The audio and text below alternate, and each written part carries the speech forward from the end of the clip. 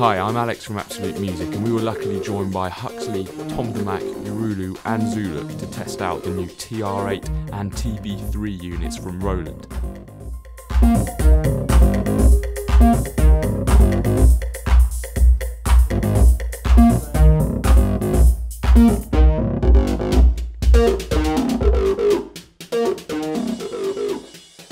We just got together today to test out the TR-8 and the TB-3, and we're just sort of a little bit of feedback on what everyone thought. I think we had pretty much a right laugh for about 45 minutes, an hour. We'll probably continue for a bit more, but yeah, I mean, initial thoughts, guys. What do you think? Is it like what you expected? Is it overhyped? Is it, does it do everything you think it did? I mean, there's a real small margin for error. Yeah. So I mean, I feel like anyone could pick it up and almost do the same thing. Yeah. But I mean, it's really fun. Yeah. I had a fun time. Yeah. I mean, I know you guys have obviously come from a background of utilising and making the most of all the original equipment. So, how was the jump for you? I mean, do you think it's it's going in the right direction and it sounds right? That's the big question, I think. Yeah, I think so. I mean, it's certainly not. It wouldn't surpass, like replace my classic Roland stuff. Yeah. But I think in terms of something for me personally to take out live that's really intuitive. Yeah. I can, like I was playing before, just jamming on it, and you can clear it really quickly. Like a lot of the old Roland stuff, it was quite tricky to clear, like the drum patterns and stuff when you're playing live. So you'd end up going out with sort of pre-programmed drum machine. So I think that side of it, from a live aspect, they'd be really useful, definitely. 1 2 mic check, 1 2. You're in tune to the sounds of the Huxley. I think people coming to it new as well will find it really useful in that sense. Yeah. It's quite easy. As soon as you're there, you can get your head around it quite quickly. And you can start jamming straight away, which is sometimes basically makes everyone sound wicked. Basically, so we've got to work hard, we're going to have to work our game a little bit. That's it. Yeah. Good fun, man. Where's the Roland dude? Yeah. I think we're going to see an influx of that. I think the ability, the easy syncing function stuff, like you said, it's a plug and play. Like you literally got 2 units and you're away. And like, and I think probably like what you mentioned earlier.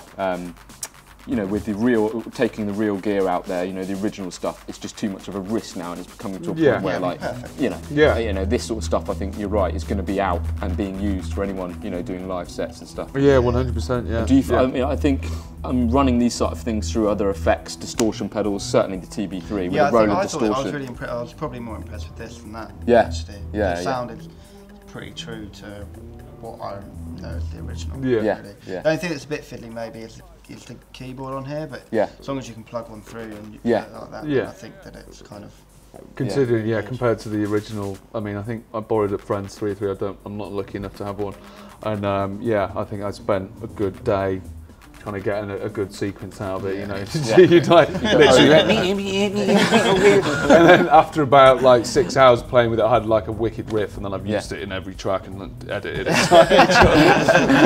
So like my first ever TB-3 3 pattern actually done properly, it felt really good when you got something. If you didn't necessarily like, this is so intuitive, and a lot easier to use. And I think like certainly the performance aspects of that again.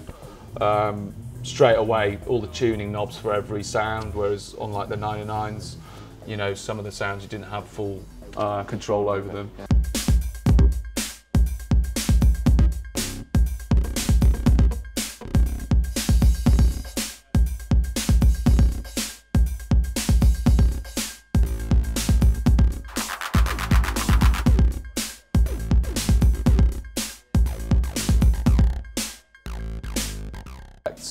I think a lot of the feedback so far, and myself included, is sort of an analog purist. We would have thought maybe there would have been an analog aspect to them. I think a lot of people with the build-up maybe. I think they would have thought so, but I think in order for Roland to make it affordable for everyone to buy them, then and I think it's as more true sense. as it can stay digitally, it has done. But then, like you say, using some outboard effects, like if I use something like this live, I might take like a little distortion pedal or something to make it sound a bit warmer or something. But that's just my sort of old. I think I think it says a lot. I know you've had a lot of time to mess around and play on original gear, but I think what it was like. None of us have ever used or touched or played or, this is the first time. It's a few minutes, you know. Yeah. And I mean, it was, what, maybe 15 minutes before it was sort of, everything was worked out. Yeah. There were still a lot of sort of secondary functions and stuff. And there's a lot more to it than the surf, you know, for sure, but I think, you know, it just proves how quickly you know, it can be put together. I mean, to me, it sounded. I mean, through a big PA system, I think that it sounded really good, man. It sounded good on that, especially. Yeah. I mean, from an actual rig that you'd probably use in a club, you know. Yeah. I think the kick was just thumping. That's well thought out. I like it. One thing I'd say, the toms, like the volume of the toms, you need to push them a little push those a bit. But that was one little criticism for me. But in terms of, I'd probably get one for live, definitely. How do you clear the mode? How do you clear the setup? Hold that. So yeah, put it in. And then octaves up and down.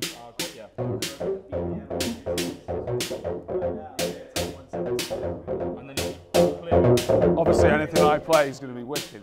Yeah. You can clear that.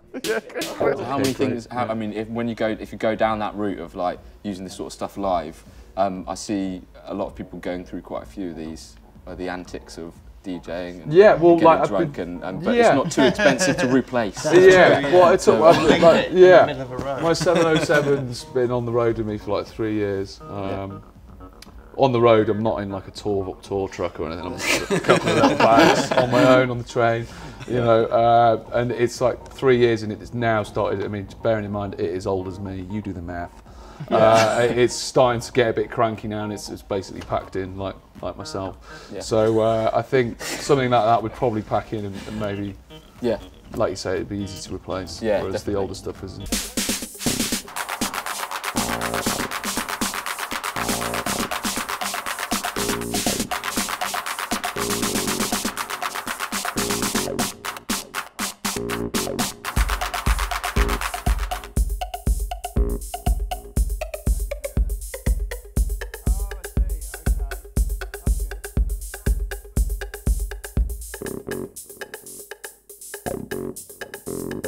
There you go. Sweet. It's got an acid vibe going. I'm getting a bit of a rhythm now. I realise. Yeah.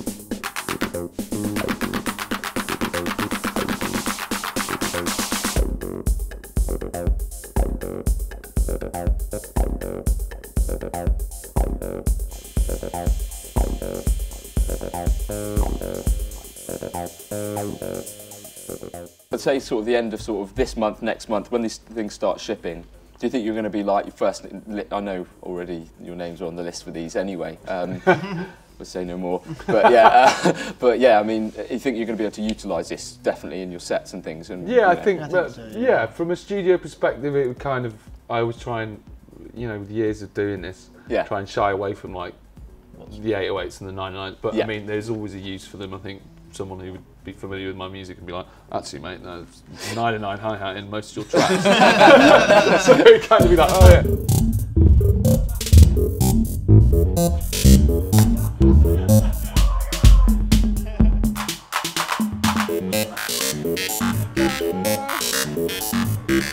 But I think from a live perspective, it is really intuitive, and you can, you know, you can in the actual tap right mode, which would be on your traditional Roland instruments, when you're using that on the instrument right mode on there, and you're actually banging on things, and you know, it's really intuitive, and people could see you doing it. And, you know, I think it's important. Live performance aspect is great, and then for people that haven't had the pleasure of using the original stuff and they're getting into it now, then they want a 909, they want to have the sound of an 808 and all the other little drum sounds. It definitely sounds better than if you just sampled it as well. I think that's the main thing. And I thought, I thought it was wicked, you know, like again for a live performance thing and making. I think this would be more useful in the studio. Yeah, I think so. Yeah, because it is quite a realistic acid sound, the way the glide works on the sequencer and stuff. My only thing is I wanted it to kind of open up a little bit more on the filter. And maybe even cut down a little bit more. Yeah, I just wanted it to scream a bit more. Wasn't quite, I think I found the same, But I mean, like, it's, you know, with external effects and stuff, those things can be quickly, you know, like they can. Stuff like that. But it'd be nice, you know, as a unit, and I think in the studio, you're right, that will be the, I think, the one. That and the vocoder stuff as well. I think people are going to get quite interested. I think there'll be a lot of acid tracks coming through promo. But please don't all go out starting to play live, because, you know, the uniqueness of my, you know, set. It's probably best. Go out the window. Definitely. No, I mean, well, thanks so much for coming along. Cheers, thanks. Thanks, man. That's wicked. Cheers.